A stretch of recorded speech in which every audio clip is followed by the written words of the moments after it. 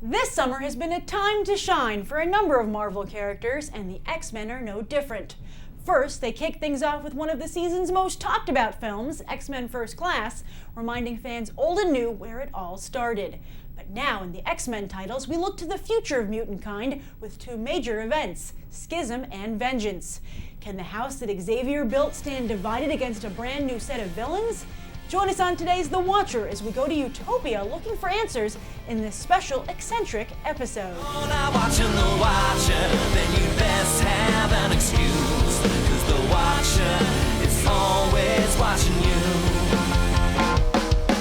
Jimmy Woo, Giant Man, Emma Frost, Ant-Man, Bucky Bird, Bucky Cap, Doctor Strange, Black Cat. We're now joined by The Watcher correspondent Nick Lowe, who's currently embedded on Utopia. Nick, how you doing? I am Grace. Hello. I'm coming to you from the mutant island of Utopia, home of the X-Men, where it is a very quiet night. A little too quiet, one might say. In fact, one might also say it is a calm before the storm. Indeed. And storms seem to be brewing on several fronts. First up, let's discuss the big headline, and that's Cyclops versus Wolverine. Now, the obvious question is, why now? I mean, these guys have disliked each other from day one. Well, Grace, you are not wrong. They have very much disliked each other from the moment they've met. But for the last years, they've become very close, brothers in arms. I talked to both Wolverine and Cyclops. Both deny any sort of rough patch in their relationship. But other sources around the island seem to think that they are at each other's throats. Do you think this has anything to do with how well Wolverine and the X-Men was received? Do you think that show might have put ideas in Logan's head? Well, being the star of a television show would do that to anyone, even a Canadian. But I think that would be play a large role into it. But they're very angry, at the very least, Grace. So is that what you would say is the general mood on Utopia right now? Anger? I mean, there are a lot of type A personalities on that rock. Anger, stress.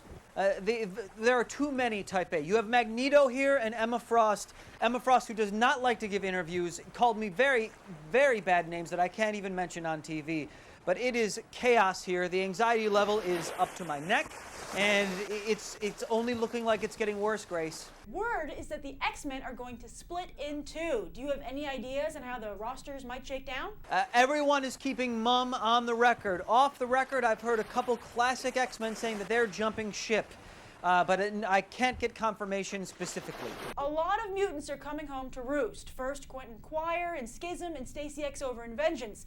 What do you think will be the reaction to their return? Well, I've already seen people pulling out hair, blogging furiously. The blogosphere has been on fire ever since word of Quentin Quire coming back. And Stacy X, well, who knows how much of it has to do with her mutant power of pheromone manipulation.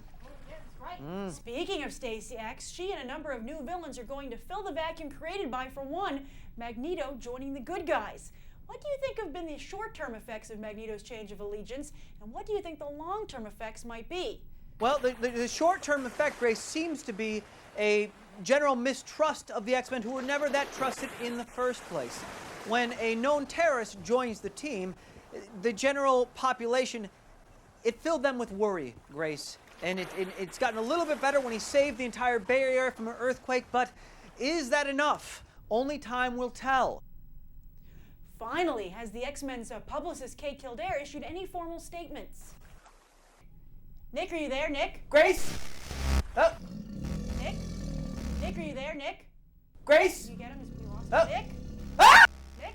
Okay, it appears we have lost him, as events on Utopia are beginning to heat up as we speak.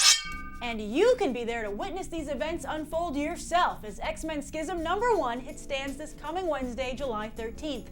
Written by Jason Aaron with art by Carlos Pacheco, see the X-Men's world begin to tear apart.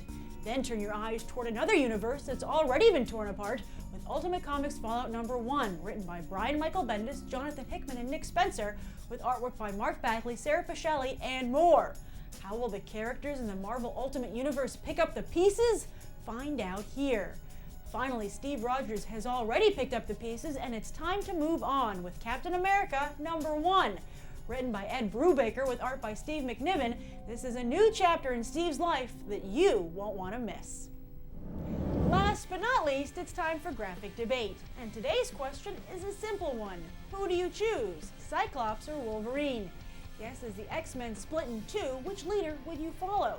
Me? I'd pick Wolverine. Lately, Cyclops has been playing it too close to the vest, and personally, I feel I'd have more input with Wolverine. After all, when I fight to defend a world that fears and hates me, I want to think I'm part of something bigger, not just cannon fodder. But again, that's me. Share your own thoughts down below, and be sure to cast your official vote via the link in the YouTube video description or the Marvel.com news story for this episode. And that's this week's The Watcher. If you like my t-shirt, you can get it from junkfoodclothing.com. I'm Grace Randolph for Marvel, your universe, no matter how many pieces it might be shattered into. The Watcher is always watching you. Marvel, your universe.